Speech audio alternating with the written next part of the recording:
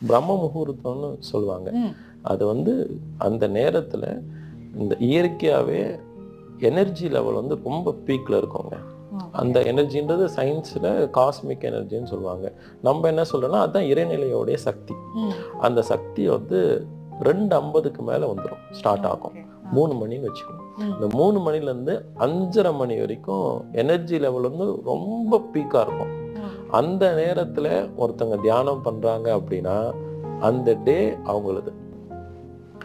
6 மணிக்கு மேல எந்திரிக்கிறவங்க எந்த மாதிரி ஒரு மனநிலையில இருப்பாங்கன்னா, யாராச்சும் சொன்னா செய்வாங்க, சொன்னாதான் செய்வாங்க, அவங்களா சொந்தமா செய்ய மாட்டாங்க. ம். இதுவே 5 மணிக்கு பொதுவா எந்திரிச்சு தியானம் பண்றவங்களோ இல்ல ஏதோ ஒரு வேலை பார்க்குறாங்க, நல்ல வேலை பார்க்குறாங்க அப்படின்னா, மூச்சு பயிற்சி பண்றாங்க அட்லீஸ்ட் அப்படின்னா, அவங்களுக்கு வந்து ஒரு சுய சிந்தனை இருக்கும்.